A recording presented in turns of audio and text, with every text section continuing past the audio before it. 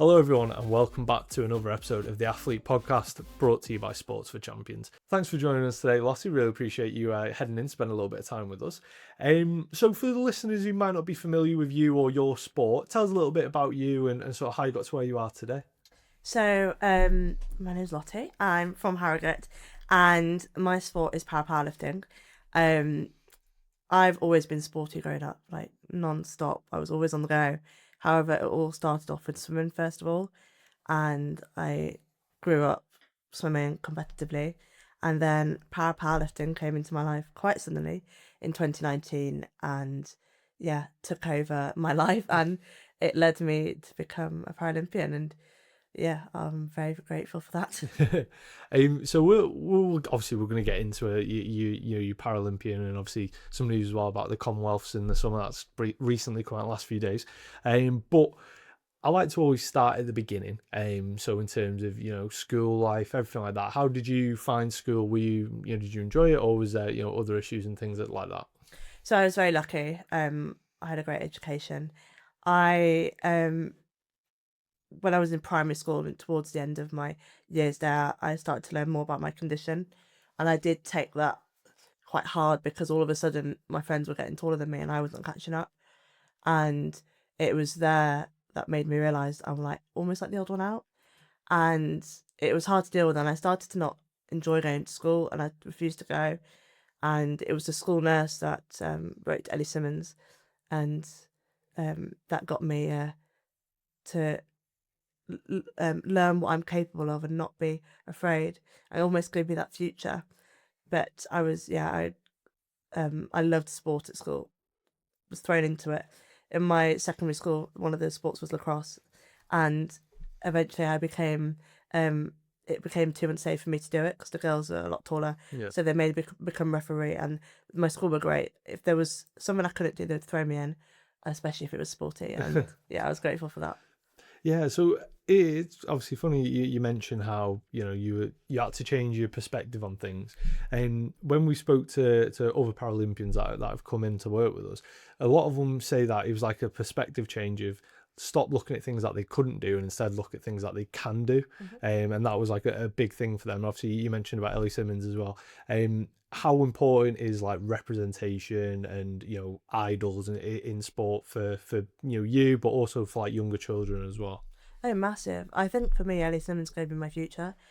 London 2012 was a massive year for Paralympic sport with the games, and it just boosted it. And if you ask anyone in parasport who inspired you, they will say Ellie. And it's incredible how she impacted so many lives in such a positive way. And it's something I want to do. And it's, for me, having more Paralympic sport on TV, but most importantly now social media, because that's where most people are seeing things now, whether it be Instagram, TikTok, most people are on there. And to see it on there where it's easily accessed and can easily inspire someone, I think is really important.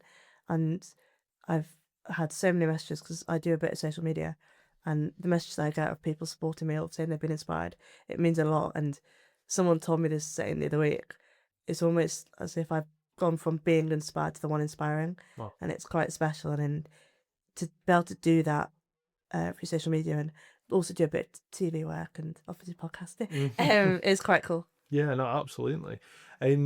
So I did want to ask you just a quick question when we're on the topic of the Paralympics. Obviously they begin after the Olympics, and then it'll be the Paralympics, and we're seeing the same with the Winter Olympics and the Winter Paralympics. Some people are for that and some people are against it. Some people want it to take part at the same time as the Olympics. Some actually prefer it later on because then all the eyeballs will be on the Paralympics. Which one, in your opinion, would be better? Yeah, so I mean, the Commonwealth Games, they do both together. They do the able-bodied athletes and the para-athletes. However, I think separating them it has that special power because it puts more of a spotlight on parasport. Whereas in the Commonwealth Games, even though for me as an athlete that will be going, it's fantastic to see and have my teammates as like Olympians like Adam Peaty and Mick Campbell. And I mean, I'll be fangirling, but for me, having spotlight for parasport more maybe centre of attention, it gets it more out there, and it brings more of the highlight to it. And yeah, I think it's more powerful that way, because it's one of those, I think when it's on its own, it shows how powerful it is, but when it's put in with something else, that will take the specialness away from it. Yeah, it's the same argument in terms of like men's and women's football. Like if you look at women's football, they're quite strategic in when they, put games on. It's always after or before like men's Premier League games and things. But yeah, I think there's definitely there's pros and cons for both, isn't there? But I think what you mentioned, keeping as many eyeballs as possible from the Olympics, and then saying, continue to watch and see the Paralympics as well, where they're doing just as cool, and if not in some cases even cooler things as well. And so I think it's probably got it right at the moment. So I want to go back to how you first got into sort of the powerlifting. It sort of just like kind of found you, I guess, is like a easy way to put it. How did you come across it as a sport? Was it something you already had your eye on, or just took you by surprise? Yeah, so I love the saying that powerlifting chose me. I didn't. And yeah, for me, it came in so suddenly. So I attended an event called the National Dwarf Games, which is run by the charity of the Dwarf Sports Association, which runs events for people with any form of dwarfism to compete in sport, socialise, meet people like yourself. And it's a really powerful event. I'd been for it for a few years, and my friend gave the powerlifting a go, and I thought, might give that a go. Why not? And the year I did it in 2019, 2 coaches from British weightlifting were there, and I gave it a go. Didn't get a lift, was not happy, had a little tantrum, and they invited me to Loughborough University for a tryout. And in my head, I was like, is this could I do something big with this? And I'd heard of Zoe Neeson in powerlifting, who'd competed in London 2012, Rio 2016, but I hadn't heard much more about the sport. So when I walked into it, I wasn't sure what to expect, but I was excited and I had a good feeling. So a few days after the Dwarf Games, I got an email inviting me to Loughborough for a tryout. Had my try, and fell in love with it and loved the sport. And yeah, it all went from there. And it was 10 months later, I was representing Great Britain at a World Cup, and it just was like, and then we went into lockdown, and I just was like, what's happened? Because it's not even been a year. I've discovered a new sport, just represented Great Britain at a World Cup, and now we're in this lockdown. It was mind-boggling, but it was such a fun journey in the start of something. Yeah. And yeah, that's what all began. Obviously like 10 months from first doing it to competing, a ridiculously high level. How much of, I know you mentioned it's a bit of a whirlwind, everything happening. Just how much were you sort of like improving? Because I'd imagine you would have had, from not doing it previously, you would have had such massive rooms to, like, every day you must have been just getting better and better and better. Yeah, so in the dwarf competition that I did at the Dwarf Games, I benched around 40 kilograms, and then with the Manchester World Cup, I benched 60 kilograms, I believe, which I was just like, and then because it all comes so fast in powerlifting, it's not as fast now as I've gone into the sport, but it comes on quick. And it was weird because when we went into lockdown, I had to train at home, and I didn't have what I used to have when I trained at the gyms in town, and I managed to get a setup. And then all of a sudden, with lockdown, I was purely focusing on lifting, because before that I was still doing swimming as well, but with pools closed, I couldn't do swimming. And from the March of lockdown to the August, I'd put on 16 more kilograms worth of strength, and that was my moment. I was like, okay, something's good here, but this is like scarily good. And yeah, that was when I realised, I was like, okay, this is it. This is my sport. So at that point, so previous to that, you were still sort of dabbling in swimming and then the powerlifting as well. Was it just after lockdown where you were like, right, let's drop the swimming for now and put all of our eggs into the powerlifting? Yeah, I in swimming, I'd left the pool for the last time without realising it was going to be my last time. Yeah. And it was one of those, I didn't want to go back. And it's like my body was telling me, like, that's it, we're done now. Yeah. And I think Michael Phelps says it perfectly. When you're done with the sport, like when he retired from swimming, you won't like yearn for it. You won't feel like you want to go back. Yeah. And that was it. And lifting took that spot, and it slotted in perfectly. And yeah, it was just such a crazy but weird journey. But I do occasionally miss the pool, but no, like lifting's my thing now. Yeah.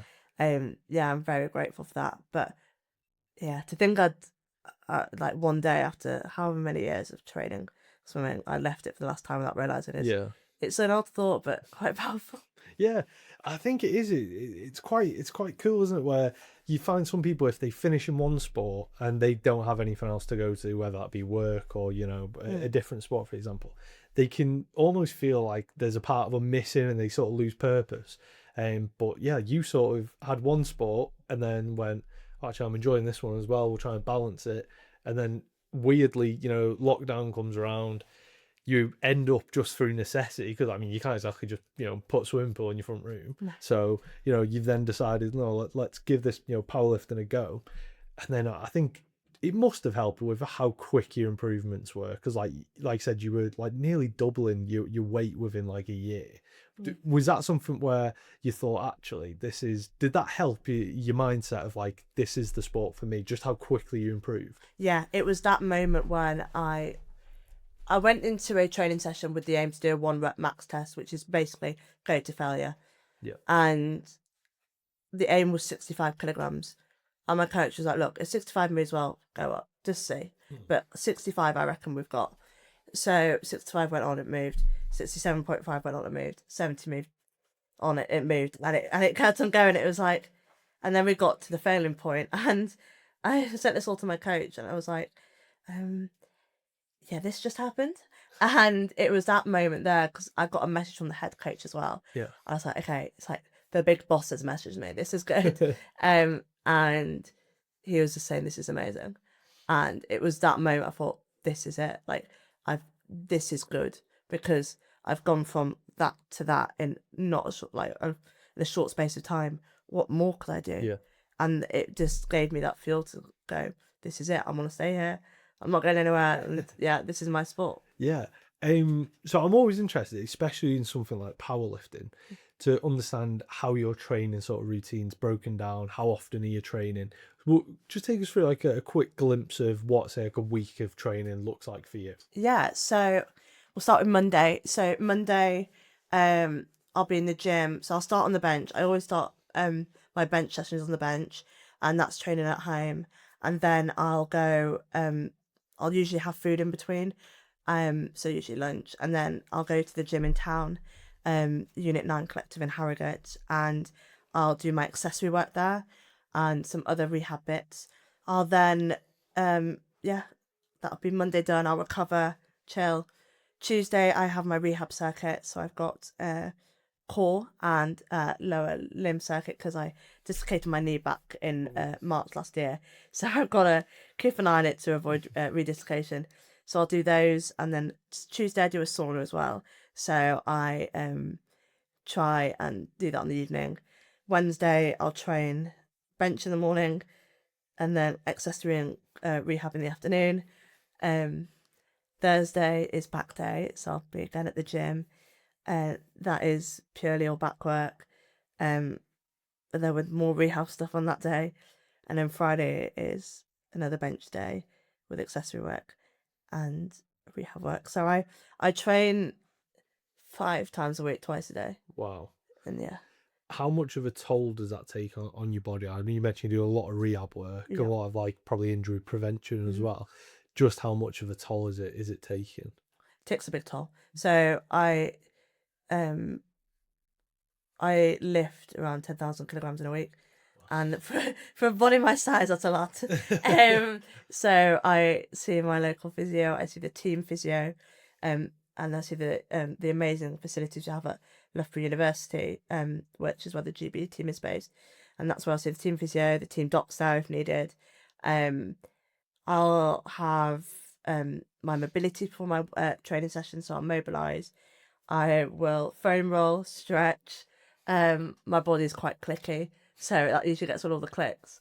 I have sport massages once a month.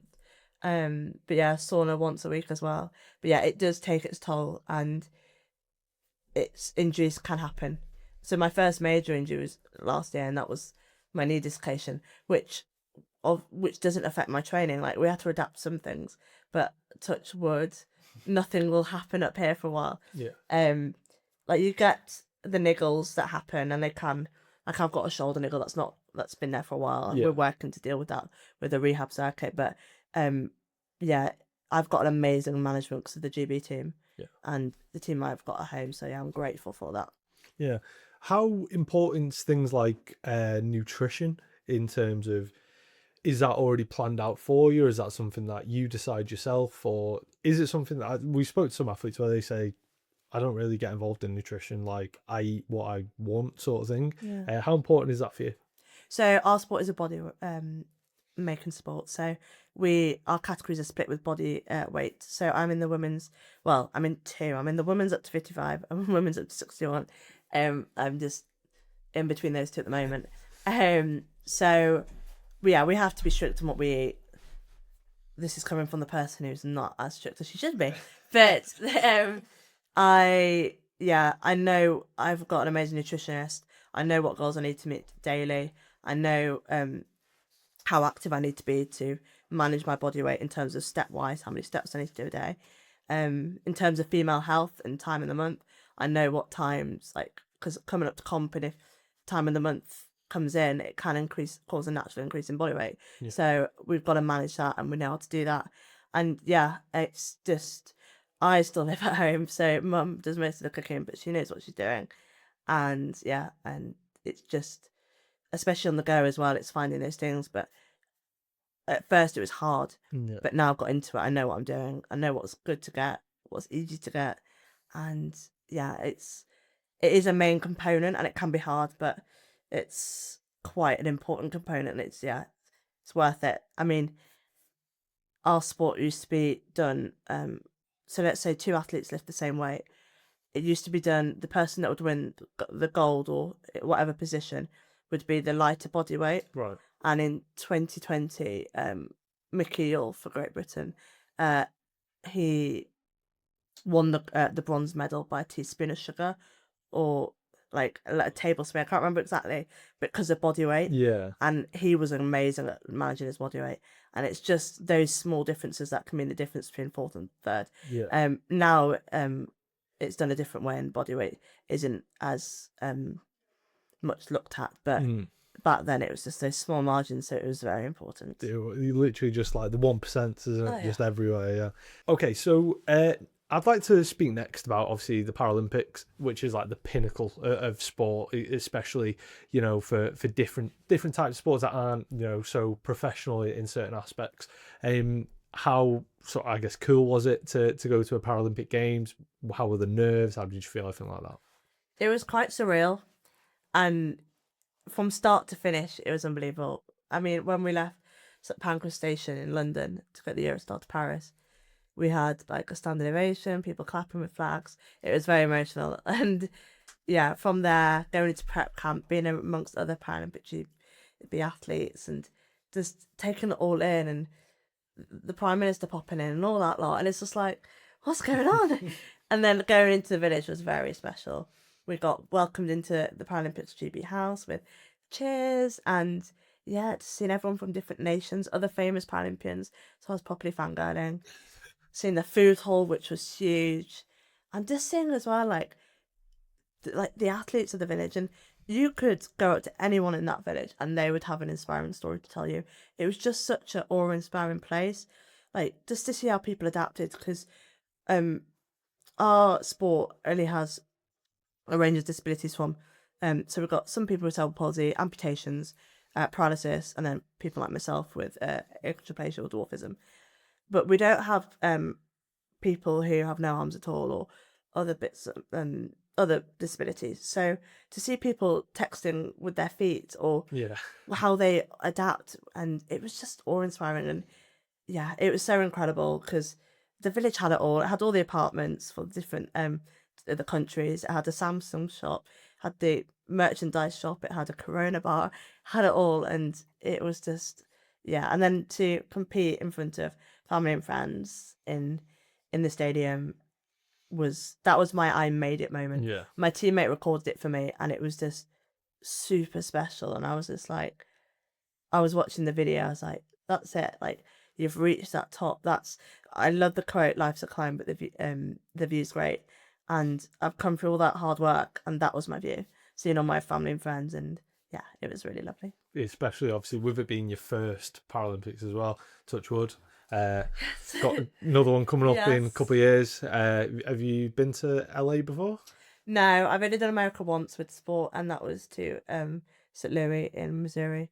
And yeah, I'm excited. I know it's going to be warm, but we've got a few comps next year to prepare us for the western side of the world. So we've got we're going to Mexico, Chile. Nice. So yeah, let's travel the world. Yeah, it's not bad, is it? Not bad at all. I'm quite interested to find out. So when we spoke to a few athletes that have come in previously that went to Paris 2024 in the Olympics at the start, they basically said we'd done, for example, we were there for like 4 days because we went in, we'd done our sport, and then because our sport finished, we had to leave. Is that the same within the Paralympics as well, or were you there? Were you there for the duration of the games? We were there for the duration. Oh, that's well better. Yeah, it was amazing. Like once I competed, I was like, I went round. Like I came home with so much merchandise. I literally had so much. I literally left the shop with so many goodies, but I could do it all after competing, and I loved it. And it was just, yeah, because before you compete, you need to look after your body, so you can't go walking miles around the village. You can't go doing whatnot. So, post compete, I could finally eat those famous muffins, the famous croissants, whatnot, and it was just, yeah, we got to stay, enjoy sport, watch my teammates compete, and then we went to the closing ceremony, and I stayed for the entire thing with my teammate, and it was just so magical. It rained, but that did not matter because you're in that moment, you were celebrating Paralympic sport, and it was so special, and I've never experienced an atmosphere like it. And yeah, a moment I'll never forget. And then to finish it off with a party at PARALYMPICSGB House, which was wild. Yeah, I was about to say that was that went down a bit of a treat. Then everyone sort of like it's like end of year sort of thing, isn't it? Like the end of a cycle as well. Yeah. Like we've got here, we've done it. Finish it off now before we head back. Yeah, bet that was a quiet night then. Yeah, let's just say we all got in at like 3:30. Oh yeah. And we had to be up 2 hours later. Yeah, it's fine. It's fine. Yeah, it's fine. How often are you going to be doing a closing ceremony party for the Paralympics? So obviously, like I said, we've got LA coming up in a couple of years, but first we've got the Commonwealth Games coming up in Glasgow. That's correct, and it is Glasgow. Yeah, Glasgow. Yeah. I was like, is it Birmingham? No, Birmingham was years ago. Yeah. Right, cut that bit. Well, you don't need to cut it. Just keep it. Keep it until I decide. I have a blank look on my face, going, "Oh shit." Yeah. So home games as well. How excited are you for that? Very excited. It was weird. It didn't really feel real. And my teammate goes to me, "Just wait till media day, and it'll feel real." And I put the t-shirt on. I was like, "Yeah, this feels real." No, it's gonna be amazing. I've sold 30+ tickets so far. Wow. And yeah, the Team Lottie t-shirts are going back into work. I had a lot of those for Paris. And yeah, hotels, Airbnbs are all being booked, and it's just like loads of people are coming, and it's like very special to me and very meaningful because these are the people that have been by my side. And every dream you have, you need to have your team around you, and my team are there, and they're all coming with me. If it's not my coaches working with me or my training partner, everyone's coming with me, and it's gonna be special. I'll probably cry, and it's gonna be another I made it moment. Yeah. But no, and I've got Scottish in the bloodline, so it's kind of It's certainly a home games then. Certainly, yeah, it's guaranteed. So no, I'm ecstatic. Yeah, I think that's obviously you mentioned before about like you made it when you got to Paralympics, but then this is also like another I made it moment of being able to go out there. Friends, I'd imagine, friends and family probably might not have been able to get to Paris because it's probably very expensive as well. But yeah, who can attend for that? I think that'll be one of the moments, and hopefully, touch wood, get yourself a medal, bring it back, bring it in to show us as well. Yeah.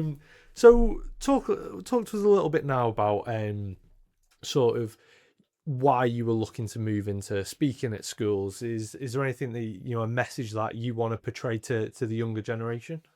I think it's the power of sport, whether it's non parasport or parasport. Sport has a very powerful way to make you feel incredible. Like I will go into a session feeling absolutely awful, not wanting to do it, and be in a proper mood. And if anyone sees this and knows me well, that's watching this or listening to this right now, they will 100% agree with what I'm saying, and they have to deal with it. But you come out the sessions feeling amazing, feeling positive about yourself, feeling confident, and to see more people getting involved in sport is exciting. And I want to encourage it more, especially for the parasport, and just to show the beauty of parasport to people that may not have seen it before. So like young kids and schools, and it just show off what people like myself are capable of doing, because it is that thing of kids are curious of people with a disability, and all they see is the disability first and not what they can do. And to be able to show them that is amazing. Because I've done a few things in the past, and it's gone from the kids being like unsure or confused to being in awe, and you see the faces light up, you see the smiles, and you see the how much it impacts them. And yeah, it's so powerful, and it's why I want to talk more about it and like go around places doing it. Yeah, I think you summed it up perfectly as well. It's just, you know, trying to share that message to the next generation of things that may have helped you. Because obviously, you know, there's a lot of talks that we do, is, you know, with SEN schools, or also with alternative provisions and things like that, where they may not have that representation that we spoke about earlier on of seeing people that may be, you know, in the same scenario as them, and, you know, they may not have someone so visible for them to be able to look up to. And obviously, if you were to head into their school and share your story, I'm sure they'd all be very inspired. So we're coming up to the end now. I do have one question that I want to talk about. Sort of, obviously, you're still very young within your sport. There's plenty of room to grow. But let's just say, hypothetically, you've retired. It's the day after. What's the one thing other than medals? Because obviously everyone's going to say, I want to get a gold in, you know, in the Paralympics next year. Other than medals, what's one thing you want to be able to say, I achieved that? It can be, you know, something small, something big. It's entirely up to you. What's weird, the first thing that comes to mind when I say that's an impact, and I think for me it's just leaving the impact of the sport where I've hopefully inspired people, and that's the aim, and that's why I do my social media for, and hopefully it continues to grow. And I just want to show people the beauty of parasport and how amazing it is, and just get more people involved, and hopefully change a young person or a person with a disability's life by getting them into sport. That's something I'll be proud of. Yeah. Absolutely, yeah. Brilliant. So we're going to come to the end now. We're going to do some quick fire questions. So it's very much of this or that. Okay. So, early morning training or an evening session? Evening. I'm not a morning person. Heavy single lift or some high rep sessions? Heavy single. Yeah, I knew that'd be the answer before you even said it. Strict routines or a bit of flexibility? Flexibility. I don't know why this question's in here. Farm life or competition arena? Oh, I can't decide. Does that make sense? Yeah. What's farm life? It's because I've got goats and chickens. Oh, I didn't know you had goats and chickens. Yeah. So ChatGPT wrote these for me. Okay, farm life or competition arena? I can't decide. I mean, I don't know. You've got goats? Yeah. 2 pygmies. Real? What are their names? Yogi and Gruff. Yogi and Gruff, like Yogi Bear, and then Gruff. Well, he's Gruffalo, but we call him Gruff. Yeah. How long have you had them? 14. No, not 14. That's old. 12 years. 12 years. Yeah, 12 wow. years. Fair enough. Yeah, why not, eh? Literally, why? Do they produce milk or anything? No. No. No. I mean, they're both boys as well, so... That makes sense. Yeah. We'll edit that out.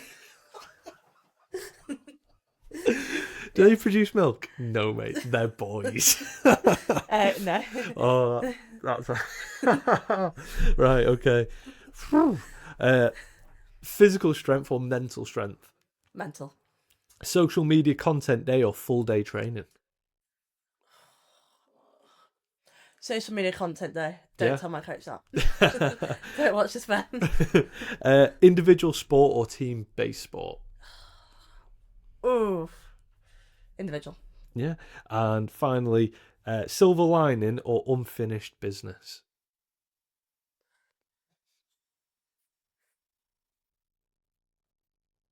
Silver lining.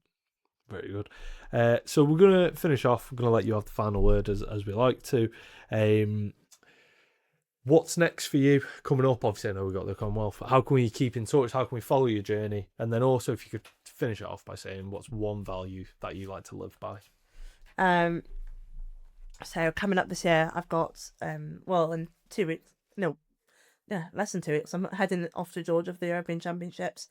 And then after that, I get back from that, it'll be all eyes on summer for the Commonwealth Games. And then I've got the World Champs in December. And then next year, it's just more international comps building into LA in 2028. And yeah, I post frequently on social media, so Instagram, TikTok. I do a lot on there and I love it. And it's, yeah, always follow me there. You can see what I'm doing, training loads, whatnot. And yeah, and for me, did you say what is One value that Right. you'd like to live by? Okay. One value I like to live by is, there's a few. Fear, regret, not failure. You may as well try. If you fail, but you learn. And yeah, just go for it, because I'm surrounded by Paralympic athletes that have incredible stories. There's one athlete who became paralysed and sport gave him his future. I've got other teammates that have come from all different backgrounds and they've all got inspiring stories. And no matter what life throws at you, go for it, because you've only got one life. And I saw the other day, like, in 120, 200 years' time, you may not be remembered, but live the life you want to live, go for it. Say yes to everything and all those opportunities, because you never know what's around the corner. It could be that life-changing moment. And for me, powerlifting was when I went to that event. And yeah, just take everything, go for it. And yeah, nothing is not achievable. You've got to believe it to achieve it, and you'll get there. Brilliant. Thank you very much for your time. Thank you. Honestly, it was a pleasure to speak with you. There'll be a link in the description as well if you'd like to inquire about one of our athlete visits. And thank you all for watching. We'll see you all next time.